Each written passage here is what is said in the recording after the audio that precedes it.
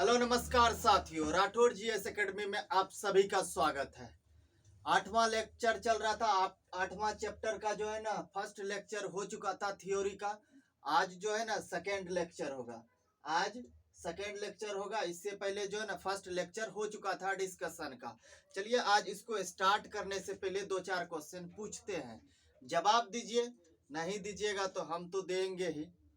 तो बताइए, पहला क्वेश्चन आज का है कि हरित क्रांति को भारत में लाने का श्रेय किसे जाता है? बताइए, आप लोग भी बताइए।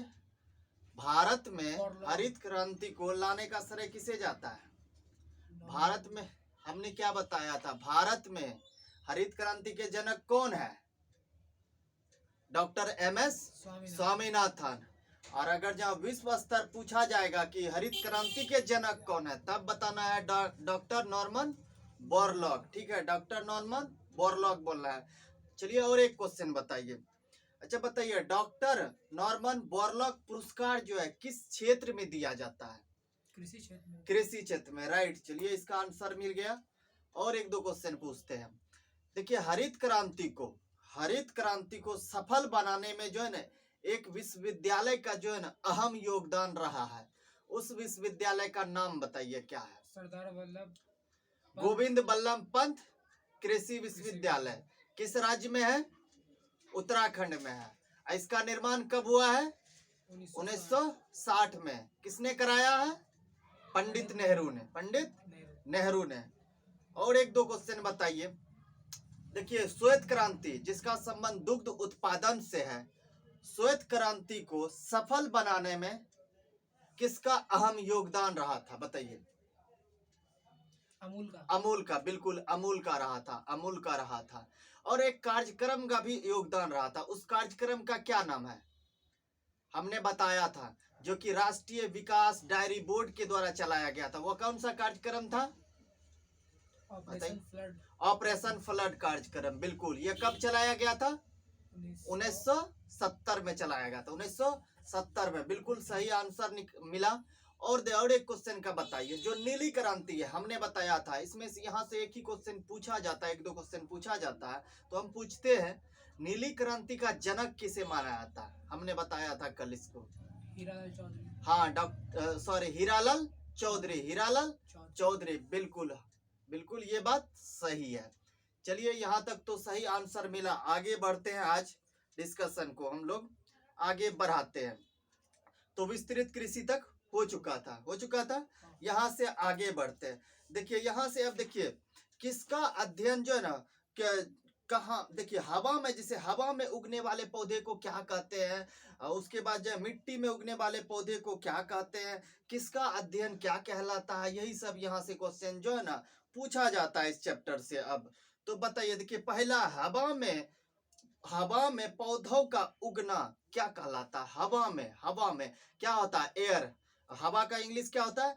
एयर। तो क्या बताना है? एरोपोनिक्स बताना है। क्या बताना है? एरोपोनिक्स बताना है। एयर से क्या हो गया? एरोपोनिक्स हो गया। हवा। तो हवा का इंग्लिश क्या हो गया? एयर हो गया। तो एयर से क्या बनेगा? एरोपोनिक्स। इसी तरह याद करना है। देखिए, छोटा छोटा ट्रिक जो है ना आपको अधिक समय तक याद रखने में जो है ना मदद करेगा। तो आप लोग छोटे छोटे ट्रिक का जो है जरूर प्रयोग करें। इससे अधिक समय तक याद रहेगा और जो है ना याद भी जल्दी होगा, कंफ्यूजन नहीं रहेगा। तो बताइए, हवा में पौधों का उगना क्या कहलाता है? एरोपोनिक्स। क्या कहलाता है? एरोपोनिक्स कहता है। उसके बाद देखिए, जल में उगने वाले पौधे, जल का क्या होता है सूत्र? H2O होता है ना। H2O होता है हाइड्रोजन से। तो क्या बताना है आपको? हाइड्रोपोनिक्स। कौन सा? हाइड्रोपोनिक्स। देखिए, दोनों याद हो गया। तो जल में उगने वाले पौधे को क्या कहेंगे? हाइड्रोपोनिक्स कहेंगे। और हवा में उगने वाले पौधे को क्या करेंगे? एरोपोनिक्स कहेंगे। दोनों याद हो गया। अभी दोनों में भूलेंगे नहीं। आगे बढ़िए। देखिए, एक है बागवानी। ये बहुत प्रचलित क्वेश्चन और बदनाम क्वेश्चन भी कह सकते हैं, क्योंकि हर एक एग्जाम में पूछा जाता है। तो क्या बागवानी उत्पादन क्या कहलाता है? बागवानी उत्पादन क्या कहलाता है? तो क्या कहलाता है? हॉर्टिकल्चर कहलाता है। हॉर्टिकल्चर कराता है। देखिए, एक क्वेश्चन होता है सब्जी का उत्पादन और जो है ना बागवानी का उत्पादन, जो इसी दोनों में जो है हमेशा कंफ्यूजन बना रहता है। तो इस कंफ्यूजन को हम लोग आज दूर करते हैं। तो हमने क्या बताया अभी? बागवानी उत्पादन क्या कहलाता है? हॉर्टिकल्चर। क्या? हॉर्टिकल्चर। और देखिए सब्जी का उत्पादन जो है ओलेरिकल्चर कहलाता है। क्या कहलाता है? ओलेरिकल्चर। ये दोनों को हमेशा साथ में याद रखना है, क्योंकि यहाँ कंफ्यूजन होता है और यहीं से क्वेश्चन पूछा जाता है। जहां से कंफ्यूजन होगा छात्र छात्राओं को, वहीं से हमेशा क्वेश्चन पूछा जाता है बोर्ड के द्वारा। तो बताइए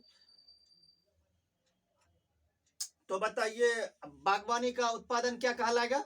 हॉर्टिकल्चर। और सब्जी का उत्पादन ओलेरिकल्चर। क्या? ओलेरिकल्चर। चलिए देखिए 4 याद हो गया। अब 5वां आइए, रेशम कीट का पालना क्या कहलाएगा? या फिर क्या कहलाएगा?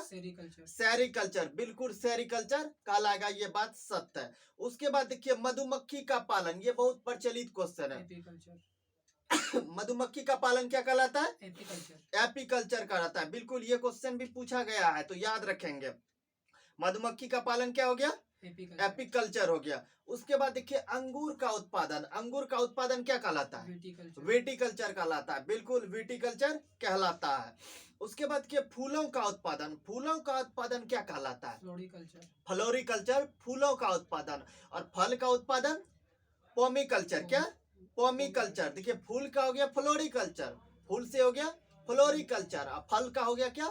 पोमिकल्चर। दोनों को याद रखना है, साथ याद रखना है, नहीं तो कंफ्यूजन होगा। तो बताइए पहला फूल का उत्पादन क्या कहलाता है? फ्लोरिकल्चर। और उसके बाद फल का उत्पादन पोमिकल्चर। उसके बाद देखिए इसको पेयर में याद रखना है। दूसरा पेयर हमने क्या बताया था? बागवानी का उत्पादन क्या कहलाता है? हॉर्टिकल्चर। तीसरा क्या बताया था हमने? सब्जी का उत्पादन क्या कहलाता है? ओलेरिकल्चर। 2 पेयर को हमेशा याद रखना है, 2 को पेयर में याद रखना है। और पहला हमने क्या बताया? हवा में उगने वाले पौधे को क्या कहते हैं? एरोपोनिक्स कहते हैं। और जल में उगने वाले को हाइड्रोपोनिक्स कहते हैं। देखिए 6 याद हो गया। और हमने एक बताया था मधुमक्खी का पालना, मधुमक्खी का एपीकल्चर। वहीं अगर जब अभिलेखों का अध्ययन पूछा जाएगा तो क्या कहलाता है? अभिलेखों का अध्ययन बताइए। अभिलेखों का अध्ययन क्या कहलाता है? एपीकल्चर। हमने क्या बताया? मधुमक्खी का एपीकल्चर। और अभिलेखों का एपीग्राफी। अभिलेखों का अध्ययन क्या कहलाएगा? एपीग्राफी। दोनों को याद रखना। अभिलेख का अध्ययन बोलेगा तो एपीग्राफी। ये भी क्वेश्चन पूछा गया है, दरोगा में पूछा गया है। तो अभिलेखों का अध्ययन क्या कहलाएगा?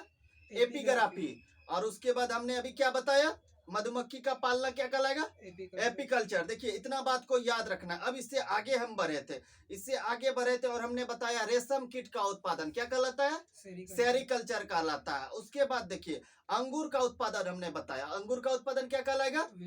विटिकल्चर का रहा। इतना बात को याद रखना है। देखिए रिवीजन करते जाना, आगे भी बढ़ना है और पीछे को रिवीजन करना है, उसके बाद देखिए केचुआ का पालना, केचुआ का बताइए। केचुआ का वर्मीकल्चर। बिल्कुल वर्मीकल्चर सही है, बिल्कुल इसको भी जो है इम्पोर्टेंट है ये वाला भी। उसके बाद मत्स्य का पालन क्या हो जाएगा? पीसी। बिल्कुल पीसी कल्चर। उसके देखिए इतना ही कल्चर से रिलेटेड इतना ही है। तो फिर से देखिए हम याद कराते हैं। पहला बताइए हवा में जो पौधा उगता है उसे क्या कहता है? एरोपोनिक्स। जो जल में उगता है उसको क्या कहता है? हाइड्रोपोनिक्स कहते हैं। उसके बाद हमने कंफ्यूजन वाला बताया था। क्या बताया था कंफ्यूजन वाला? बागवानी का उत्पादन क्या कहलाता है? हॉर्टिकल्चर। सब्जी का उत्पादन ओलेरिकल्चर। उसके बाद फूलों का उत्पादन फ्लोरिकल्चर। उसके बाद फल का उत्पादन पोमिकल्चर। देखिए इतना बात हमने बताया था। और क्या बताया? अब देखिए इससे आगे हमने क्या बताया? अभिलेखों का अध्ययन क्या कहलाता है? एपीग्राफी। अब मधुमक्खी का पालना एपीकल्चर। देखिए इतना को पेयर में याद रखना है। उसके बाद देखिए सिंगल किसको याद रखना है? रेशम कीट का हमने बताया। रेशम कीट का क्या कहलाएगा? सेरिकल्चर। बिल्कुल। अंगूर का क्या कहलाएगा? विटिकल्चर कहलाएगा। केचुआ का क्या कहलाएगा? वर्मीकल्चर कहलाएगा। ठीक है। मत्स्य पालन का क्या कहलाएगा? पीसीकल्चर कहलाएगा। देखिए हो गया, बस इतना। ये यहीं से क्वेश्चन पूछा जाता है, तो बार बार आपको रिवीजन करना, आगे भी बढ़ना है और पीछे को रिवीजन करना है, तभी याद रहेगा। नहीं तो आगे पढ़ते जाएंगे पता चलेगा पीछे का भूलते जा रहा है। इस तरह नहीं करना है, बार बार पीछे को रिवीजन करना है, पीछे वाले को 2 से 3 बार बोलते जाना है, ताकि जो है अधिक समय तक याद। दोबारा अब अगर आप रिवीजन करते हैं तो एक बार में आपको याद हो जाएगा। चलिए आगे बढ़ते हैं। इतना आपको कल्चर से याद रखना है। अब देखिए भारत का जो प्रमुख खाद्यान्न का फसल है उसके बारे में बताना है, उसके बारे में हम लोग को जानना है। जैसे चावल हो गया, गेहूं हो गया, इसके लिए क्या टेम्परेचर चाहिए, क्या वर्षा चाहिए, कौन सी मिट्टी चाहिए, इन सभी चीजों के बारे में जानेंगे एक एक कर। चलिए देखते हैं। देखिए पहले आइए चावल का जो है ना, चावल, चावल का पहले वैज्ञानिक नाम आपको याद रखना है। वैज्ञानिक नाम इसका क्या है? ओरिजा सटीवा सतीवा। क्या है? ओरिजा सटीवा ORY ZA ओरिवा सतीवा SATIVA ओरिजा सतीवा। देखिए ये इसका वैज्ञानिक नाम है, ये आपको याद रखना, ये इंपॉर्टेंट है। तो बताइए चावल का वैज्ञानिक नाम क्या है? ओरिजा सतीवा है, बिल्कुल। देखिए यह एक जो है ना, चावल एक उष्णकटिबंधीय फसल है। कैसा फसल है? उष्णकटिबंधीय फसल है। हमने बताया था इससे पहले खरीफ फसल, रबी फसल बताया था, ठीक है, जायद फसल, तीनों के बारे में बताया था, कब बोया जाता है, कब काटा जाता है, कौन सा फसल किसके अंतर्गत आता ये इस सभी चीजों के बारे में हमने पिछले क्लास में बात किया, लेक्चर 1 में। तो आप लोग उसको जरूर देखें। तो बताइए अब चावल कैसा फसल है? रबी फसल है या फिर खरीफ फसल है? तो क्या हो जाएगा? खरीफ फसल होगा, बिल्कुल खरीफ फसल हो गया। चावल हो गया, मक्का हो गया, उसके बाद ज्वार हो गया, उसके बाजरा हो गया, ये सब कैसा है? खरीफ फसल। वही गेहूं हो गया, उसके बाद आलू हो गया, सरसों हो गया, मटर हो गया, चना हो गया, ये सब कैसा फसल है? रबी फसल। अरहर कैसा फसल है? हमने बताया था अरहर कैसा फसल है? खरीफ फसल है, बिल्कुल याद रखना है। तो आगे बढ़ते हैं। देखिए इस फसल के उत्पादन में, देखिए गेहूं के उत्पादन में जो है ना, सामान्य तापमान जो है ना 20 डिग्री से 30 डिग्री होना चाहिए। कितना होना चाहिए? 20 डिग्री से 30 डिग्री तापमान होना चाहिए। और वर्षा जो है इससे जो वर्षा जो है इसको 100 से 150 सेंटीमीटर चाहिए। वर्षा कितना चाहिए? 100 से 150 100 से 150 मीटर वर्षा चाहिए। और तापमान कितना चाहिए? 20 से 30 डिग्री सेल्सियस चाहिए तापमान। बस इतना बार। और उसके बाद इसके लिए जानते हैं सबसे ज्यादा उपयोगी मिट्टी कौन सा है? जलोढ़ मिट्टी है। तो जलोढ़ मिट्टी में कौन सा फसल उगाया जाता है? चावल उगाया जाता है। तो बताइए, फिर से इसको रिवीजन करते हैं, रिवीजन करना जरूरी है। तो बताइए चावल का वैज्ञानिक नाम क्या है? ओरिजा सतीवा है। ओरिजा सतीवा ये किस प्रकार का फसल है? खरीफ फसल है। किस कटिबंध में ये फसल उगाया जाता है? उष्ण कटिबंध में उगाया जाता है। इसके लिए कितना तापमान चाहिए चावल के लिए? 20 से 30 डिग्री। इसके लिए वर्षा कितना चाहिए? 100 से 150 सेंटीमीटर चाहिए। फिर यह फसल किस मिट्टी में उगाया जाता है? जलोढ़ मिट्टी में उगाया। बस इतना ही आपको याद रखना है। उसके बाद देखिए 2-3 बात याद रखना है। भारत के जानते, हमने बताया था भारत में जो है ना विश्व स्तर पूछा जाएगा तो खाद्यान्न फसल कौन है? सर्वाधिक खाद्यान्न फसल गेहूं। और जब भारत में पूछा जाएगा तो क्या होगा? चावल। तो चावल खाद्यान्न फसल है भारत का प्रमुख। तो चावल जो है ना भारत के टोटल भूभाग पे जो है ना सबसे ज्यादा उगाया जाता है। सभी फसलों में सबसे ज्यादा कौन सा फसल उगाया जाता है? चावल को उगाया जाता है। चावल को उगाया जाता है। उसके बाद देखिए चावल जो है ना भारत के भीतर जो है ना चावल सबसे ज्यादा किस राज्य में उगाया जाता है? पश्चिम बंगाल में। किस राज्य में? पश्चिम बंगाल में उगाया जाता है। उसके बाद तमिलनाडु में। कहाँ पे? तमिलनाडु में जानते हैं सालों भर जो है ना चावल की खेती किया जाता है। सालों भर चावल की खेती की जाती है। सालों भर चावल की खेती की जाती है। क्योंकि देखिए जाड़े में भी वहां पे वर्षा कराती है। वर्षा आवश्यक होता है चावल के फसल के लिए। जाड़े में भी वहां पे वर्षा होता है, इसीलिए जो है ना सालों भर खेती की जाती है तमिलनाडु में चावल की। ठीक ना, ये बातों को याद रखना। सबसे ज्यादा हमने कहा बताया? पश्चिम बंगाल में। दूसरा नंबर पे कहाँ बताया? तमिलनाडु में। और पूछा जाएगा सालों भर चावल की खेती कहाँ की जाती है, क्या बताना है? तमिलनाडु में बताया। तमिलनाडु में बोलना है। उसके बाद देखिए आइए इसका प्रमुख किस्म के बारे में हम लोग जानते हैं। देखिए एक किस्म है चावल का ओस किस्म। कैसा किस्म? ओस। पूछा जाएगा ओस किस फसल की किस्म है, क्या बताना है? चावल का। चावल का। देखिए चावल जो ओस है ना ये शरद काल में उगाया जाता है। शरद काल में उगाया जाता है। किस काल में? शरद काल में उगाया जाता है। उसके बाद एक इसका किस्म है अमन। क्या किस्म है? अमन को जो है शीतकाल में उगाया जाता है। किस काल में? शीतकाल में उगाया जाता है। और उसके बाद एक किस्म है इसका बोरो। कौन सा है? बोरो को जो किस काल में उगाया जाता है? ग्रीष्म काल में। किस काल में? ग्रीष्म काल में उगाया जाता है। तो बताइए ओस किसका किस्म है? चावल का। किसका? चावल का। अमन और उसके बाद बोरा किसका किस्म है? चावल का है। ठीक है। हमने अभी भी ये बताया कि ओस किस काल में उगाया जाता है? शरद काल में। अमन किस काल में उगाया जाता है? शीत काल में। बोरो किस काल में उगाया जाता है? ग्रीष्म काल में उगाया जाता है। ठीक है, बिल्कुल ये बात याद रखना है। देखिए मुख्यतः पश्चिम बंगाल में उगाई जाने वाली किस्म है। ये तीनों किस्म जो है ना मुख्यतः किस राज्य में उगाया जाता है? पश्चिम बंगाल में। ओस, अमन और बोरो तीनों पश्चिम बंगाल में उगाई जाती है। अब देखिए इसका प्रमुख किस्म पूछा जाता है। अन्य किस्म दे देता है, पूछा जाता है ये किसका किस्म है। जैसे गेहूं दे देगा, उसके बाद चावल दे देगा, मक्का दे देगा, ये सब देके आपको पूछेगा। तो आइए चावल में देखिए पहला किस्म जया। कौन सा? जया, पद्मा, कृष्णा, कावेरी, माही सुगंधा, बाली सुगंधा इत्यादि चावल की किस्में। तो बताइए जया, पद्मा, कृष्णा, कावेरी, माही सुगंधा और बाली सुगंधा किसकी किस्म है? चावल की किस्म है। इसके अलावा ओस, अमन, बूढ़ो ये भी किसकी किस्म है? चावल की किस्म है। उसके बाद देखिए धान में जो है ना प्रमुख रोग कौन सा है? धान में जो है प्रमुख रोग खैर रोग है। कौन सा रोग है? तो पूछा जाएगा खैर रोग किस फसल से संबंधित है? क्या बताना है? चावल के फसल से संबंधित है। उसके बाद देखिए आगे बढ़ते हैं हम लोग। विश्व चावल अनुसंधान केंद्र फिलीपींस की राजधानी कहाँ पे है? फिलीपींस की राजधानी मनीला में है। मनीला में कहाँ पे है? मनीला में। मनीला में। तो बताइए विश्व चावल अनुसंधान केंद्र किस देश में है? फिलीपींस में। फिलीपींस का भी किस शहर में है? मनीला शहर में। मनीला शहर में। ये क्वेश्चन पूछा जाता है, याद रखना है। वहीं अगर जहाँ पूछा जाएगा राष्ट्रीय चावल अनुसंधान केंद्र का है, क्या बताना है? कटक में। कहाँ पे? कटक। कटक किस राज्य में? ओडिशा राज्य में। ओडिशा राज्य में। इन दोनों बातों को याद रखना है, इंपॉर्टेंट क्वेश्चन है। उसके बाद देखिए ये क्वेश्चन इंपॉर्टेंट है, ये क्वेश्चन पूछा गया जो अभी हम बोलने जा रहे हैं। देखिए गोल्डन राइस में प्रचुर मात्रा में क्या पाया जाता है? गोल्डन राइस में प्रचुर मात्रा में कौन सा विटामिन पाया जाता है? क्या बताना है? Vitamin A. Vitamin A. ये बिहार दरोगा का क्वेश्चन पूछा हुआ है तो आपको याद रखना है। तो बताइए गोल्डन राइस में कौन सा विटामिन पाया जाता है? विटामिन ए पाया जाता है। बिल्कुल विटामिन ए पाया जाता है। देखिए आगे बढ़ते हैं। देखिए पॉलिश किए हुए चावल में विटामिन ई की, विटामिन B1 की कमी होती है। तो बताइए पॉलिश किए हुए चावल में विटामिन, कौन सी विटामिन की कमी होती है?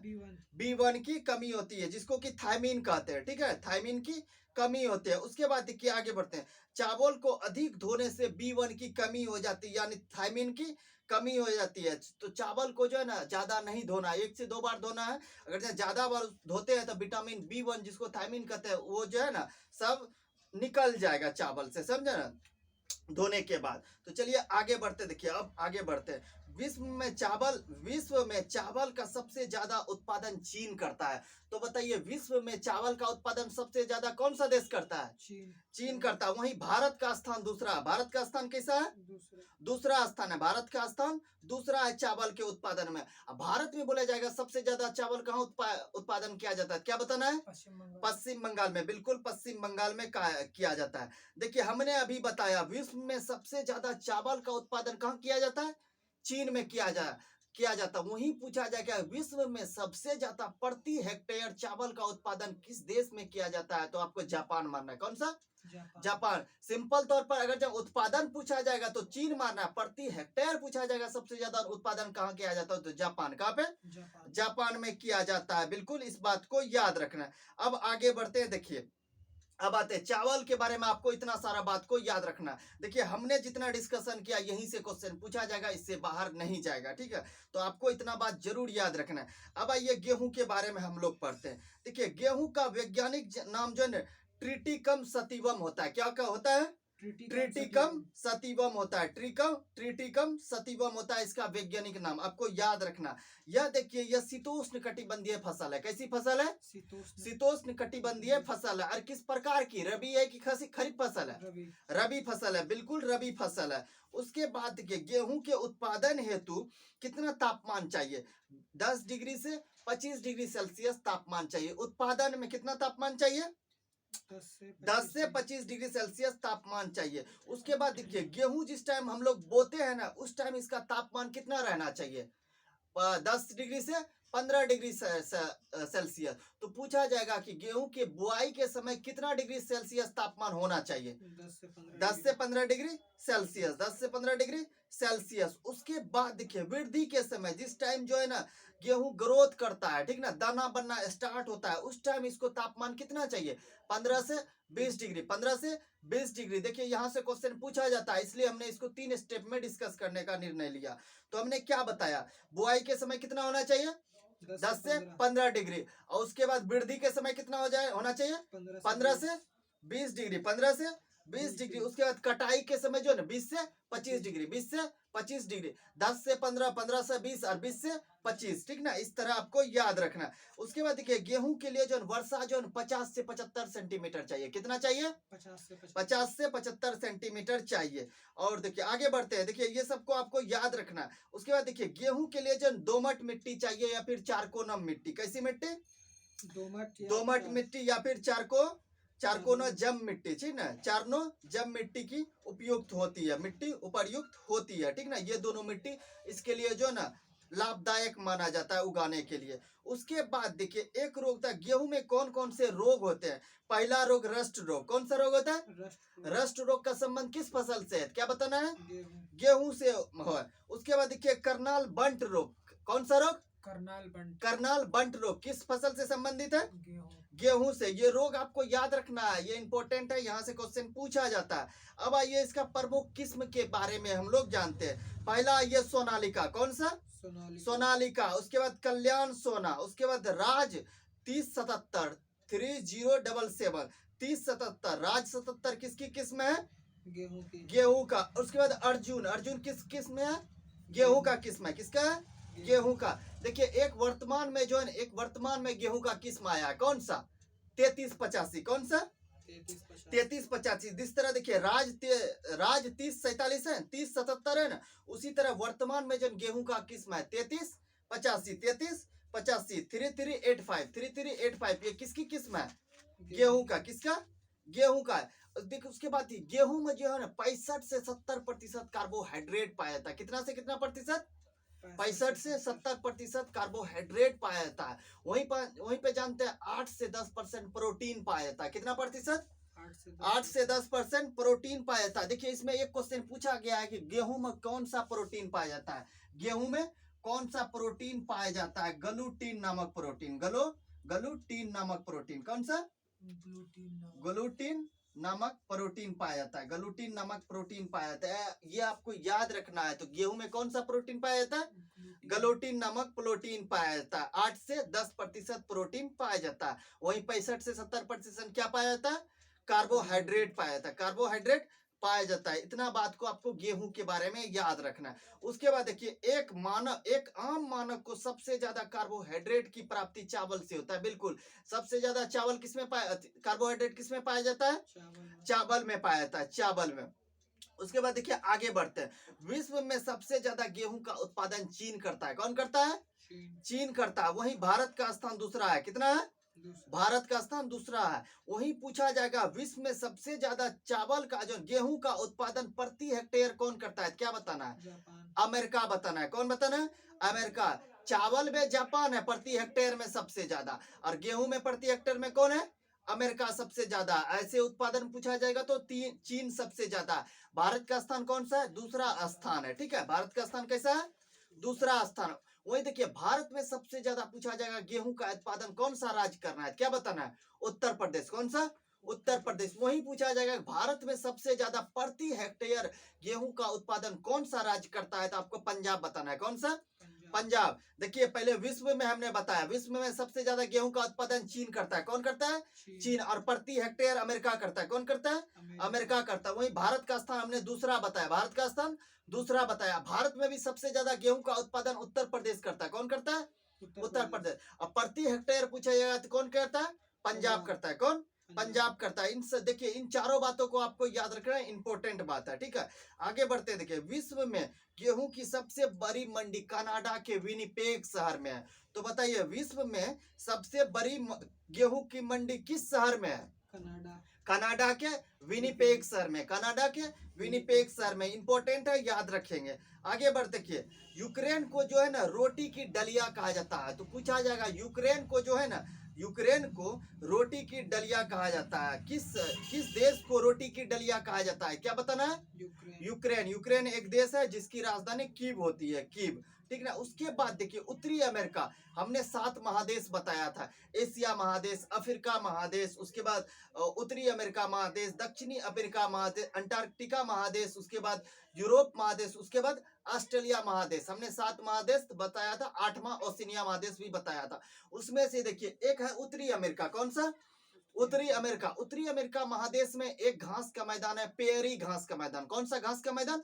पेरी घास के मैदान को जो है ना रोटी का डलिया कहा जाता है। तो बताइए उत्तरी अमेरिका के किस घास के मैदान को रोटी का डलिया कहा जाता है? पेरी घास के मैदान को, पेरी घास के मैदान को। वहीं आइए दक्षिणी अमेरिका महादेश, नीचे वाला भाग दक्षिणी अमेरिका, जिसमें कि अर्जेंटीना आता है। कौन सा आता है? अर्जेंटीना आता है। देखिए दक्षिणी अमेरिका महादेश में जो एक है घास, पंपास घास का मैदान। कौन सा? पंपास घास के मैदान को जो है रोटी का डलिया कहा जाता है। तो बताइए दक्षिणी अमेरिका के किस घास के मैदान को रोटी का डलिया कहा जाता है? पंपास घास के मैदान को। ये इंपॉर्टेंट क्वेश्चन है, बार बार ये दोनों से क्वेश्चन से पूछा गया है, तो याद रखना है आप लोग को। अब आगे बढ़ते, देखिए गेहूं के बारे में इतना बात है, गेहूं चावल का हमने बता दिया। अब आइए चाय के बारे में हम लोग पढ़ते हैं। चाय के बारे में देखिए, चाय एक पेय पदार्थ है, बिल्कुल एक पेय पदार्थ है। इसका जन्मदाता देश कौन सा है? चीन है। कौन सा है? चीन है। तो बताइए चाय का जन्मदाता देश कौन सा है? चीन है। उसके बाद देखिए बीपीएससी में एक क्वेश्चन यहाँ से पूछा गया, बता रहे हैं, पहले क्वेश्चन को सुनिए। चाय की खेती के लिए सस्ता महिला श्रमिकों का होना आवश्यक है। चाय की खेती के लिए किस प्रकार का श्रमिक का होना आवश्यक होता है? सस्ता महिला श्रमिक। देखिए यहाँ से ये क्वेश्चन पूछा गया है कि चाय की खेती के लिए किस श्रमिकों का होना आवश्यक है? सस्ता महिला होना चाहिए, महंगा महिला होना चाहिए, या फिर पुरुष का होना चाहिए? ये तो किस प्रकार का होना चाहिए? सस्ता महिला। ये क्वेश्चन पूछा गया, सेम टू सेम ऑप्शन में था, सस्ती महिला का होना आवश्यक है, क्योंकि ज्यादा महिला की आवश्यकता पड़ती है उसमें, ज्यादा मजदूरों की, उसका पत्ता तोड़ा जाता है धीरे धीरे, ठीक है ना, तो उसमें ज्यादा मेहनत वाली काम भी नहीं होते, इसीलिए जो है ना सस्ता श्रमिक चाहिए उसके लिए, ठीक है, सस्ती श्रमिक चाहिए। अब इसके बाद आगे बढ़िए, देखिए भारत में चाय का बागान जो है ना सर्वप्रथम अंग्रेज के द्वारा लगाया गया था। किसके द्वारा? अंग्रेज के द्वारा, ब्रिटेन के द्वारा 1841 ईस्वी में। कब लगाया गया था? 1841 ईस्वी में। 1841 ईस्वी में कहाँ लगाया गया था? तो पश्चिम बंगाल में एक पहाड़ी है, दार्जिलिंग की पहाड़ी। कौन सी पहाड़ी? दार्जिलिंग की पहाड़ी में लगाया गया था। तो बताइए दार्जिलिंग की पहाड़ी में अंग्रेज के द्वारा कब जो है ना चाय लगाया गया था? किस ईस्वी में? 1841 ईस्वी में। बिल्कुल इस बात को याद रखना है, दार्जिलिंग की पहाड़ी। जानते हैं भारत में, जानते हैं सबसे ज्यादा चाय का उत्पादन असम करता है। कौन सा राज्य करता है? असम राज्य करता है। वही पूछा जाएगा उच्चतम कोटि का यानी सर्वोत्तम कोटि का चाय का उत्पादन कौन सा राज्य करता है? तो पश्चिम बंगाल। पश्चिम बंगाल में भी दार्जिलिंग की पहाड़ी। कौन सी पहाड़ी? दार्जिलिंग की पहाड़ी। आपको याद रखना, सर्वाधिक बोला जाएगा तो असम, और उत्तम कोटि का बोला जाएगा तो पश्चिम बंगाल। कौन सा? पश्चिम बंगाल। याद रखना है, इंपॉर्टेंट क्वेश्चन है। उसके बाद देखिए भारतीय चाय बोर्ड कोलकाता में स्थित है। तो बताइए भारतीय चाय बोर्ड किस राज्य में स्थित है? कोलकाता में, पश्चिम बंगाल के कोलकाता शहर में स्थित है। उसके बाद देखिए हम लोग क्या करते हैं, हम लोग चाय के पत्ती का प्रयोग करते हैं, चाय का पत्ती का प्रयोग करते हैं। वहीं कॉफी का बोला है, कॉफी के बीज का प्रयोग करता है। तो ये क्वेश्चन भी पूछा गया, कॉफी का पेय पदार्थ में किस पदार्थ का उपयोग, कॉफी के किस भाग का उपयोग किया जाता है? क्या बताना है? बीज का। किसका बताना है? बीज का बताना है, याद रखना है। चाय के बारे में इतना ही याद रखना है, क्वेश्चन नहीं छूटेगा। आइए अब आते हैं कॉफी के बारे में, जिसको कि कहवा कहते हैं। कॉफी यानी कहवा कहते हैं। देखिए कॉफी का जन्मदाता देश इथोपिया को मनाया था। किसे मनाया था? इथोपिया को मनाया था। देखिए यह सर्वप्रथम कर्नाटक के बाबा बुदन की पहाड़ी में, कर्नाटक के किस पहाड़ी में? बाबा बुदन की पहाड़ी में। विश्व में सबसे ज्यादा कॉफी का उत्पादन ब्राजील करता है। कौन सा देश करता है? ब्राजील। देखिए जन्मदाता देश पूछा जाएगा तो इथोपिया, सबसे ज्यादा उत्पादन पूछा जाएगा तो कौन सा? ब्राजील। वहीं भारत में सबसे पहले कॉफी का उत्पादन किस शहर में किया गया था? कर्नाटक के बाबा बुदन की पहाड़ी में किया गया था। बाबा बुदन की पहाड़ी में किया गया था। और एक बात जानते हैं, यहीं पे भारत में सबसे ज्यादा कॉफी का उत्पादन कौन सा राज्य करता है? कर्नाटक राज्य। कौन सा राज्य? कर्नाटक। कर्नाटक में भी किस पहाड़ी में? यही बाबा बुदन की पहाड़ी है, ठीक है, याद रखना। तो बताइए कॉफी का उत्पादन सबसे ज्यादा भारत के किस राज्य में किया जाता है? कर्नाटक में, बिल्कुल। और उसके बाद सबसे ज्यादा विश्व में सबसे ज्यादा कॉफी का उत्पादन कौन सा देश करता है? ब्राजील। जन्मदाता देश कौन है? इथोपिया। देखिए इतना सारे बात को आपको याद रखना। और आगे बढ़ते हैं, देखिए कॉफी के उत्पादन के लिए जो ना 20 से 30 डिग्री सेल्सियस तापमान चाहिए। कितना चाहिए? 20 से 30 डिग्री सेल्सियस तापमान चाहिए। और जानते हैं इसके लिए वर्षा जो अधिक चाहिए, यानी 150 से 200 सेंटीमीटर। कितना? 150 से 200 सेंटीमीटर। लेकिन जो है ना वर्षा ज्यादा चाहिए, लेकिन पानी जमा नहीं होना चाहिए, पानी जमा नहीं, जैसे वर्षा हुआ पानी निकल जाना चाहिए, पानी निकल जाना है, तो भूमि कैसा चाहिए, ढालूनुमा, कैसा, ढालूनुमा। वर्षा हुआ 150 से 200 से, मूसलाधार बारिश हुआ और पानी क्या हो गया, निकल गया। पानी इसमें ठहराना नहीं है, नहीं तो फसल जो है ना खराब हो जाएगा, फसल क्या हो जाएगा, खराब हो जाएगा, ठीक है। तो वर्षा कितना चाहिए, 150 से 200 सेंटीमीटर। अब भूमि कैसा चाहिए, ढालूनुमा, ढालूनुमा चाहिए, ठीक है।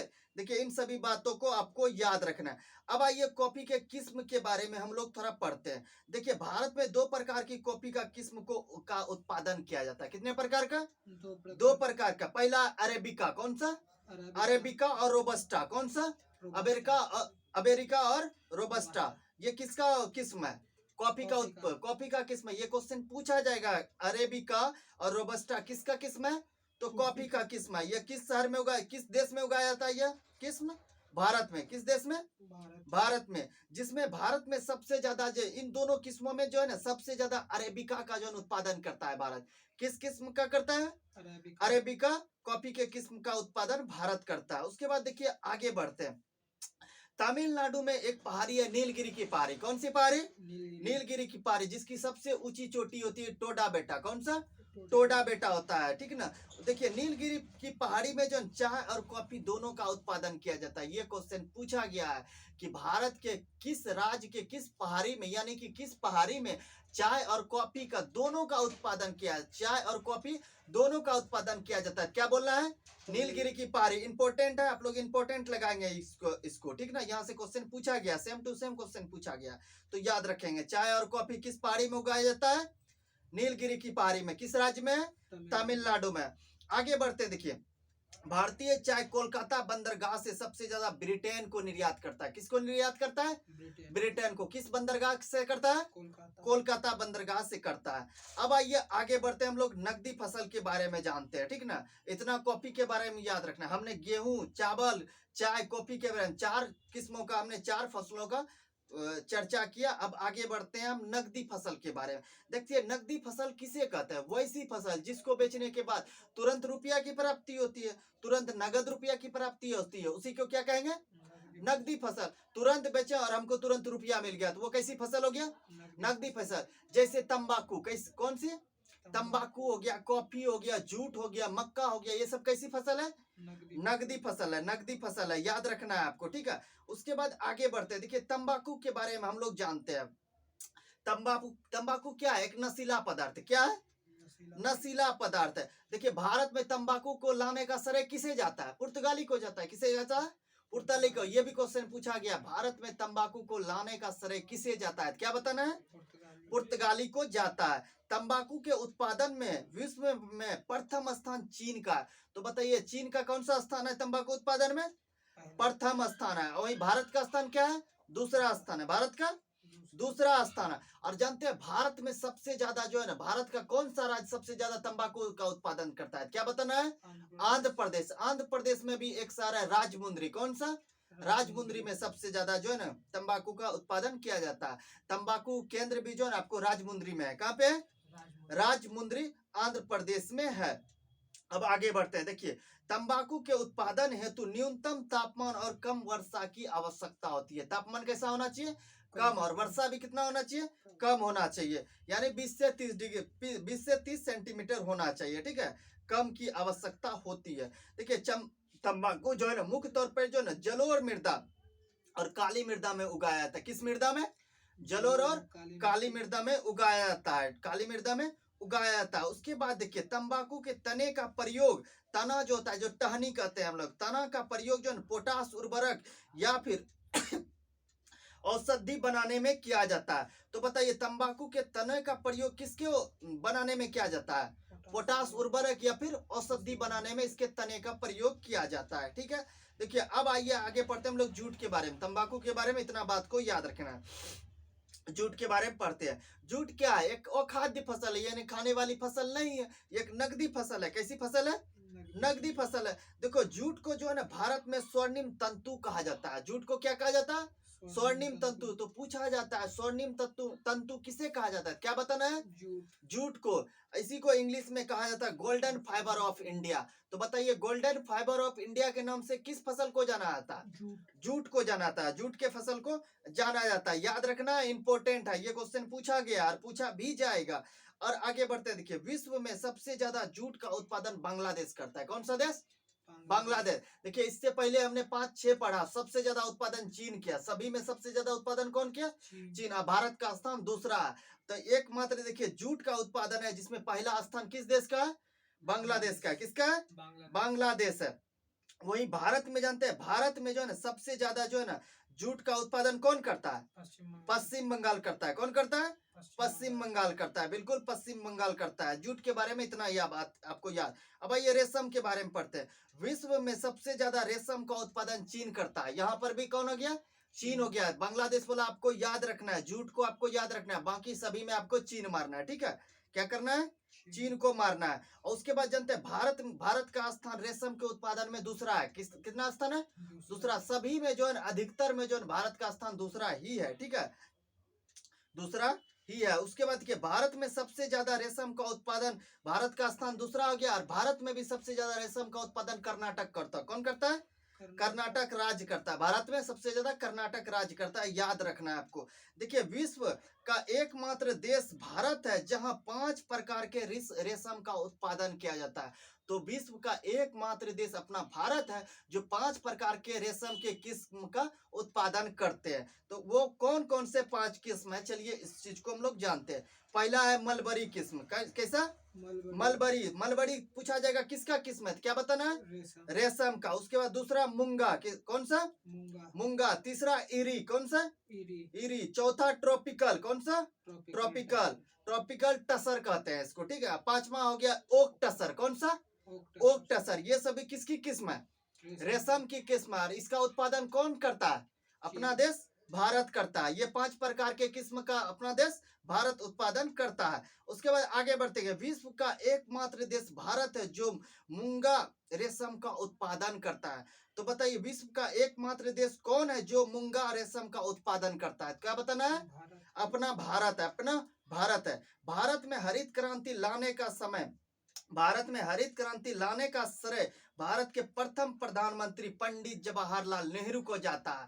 और ये आया था किसके शासनकाल में, 1967-68 में, इंदिरा गांधी के शासनकाल में आया था। किसके शासनकाल में, इंदिरा गांधी के शासनकाल में। 1-2 पॉइंट इसको याद रखना है हरित क्रांति के बारे में। तो बताइए हरित क्रांति को जो ना भारत में लाने का श्रेय किसे जाता है, भारत के प्रथम प्रधानमंत्री पंडित जवाहरलाल नेहरू। और किनके समय आया था, इंदिरा गांधी के शासन काल में आया था। उस टाइम ये प्रधानमंत्री थे, 1967-68 में की बात की जा रही है।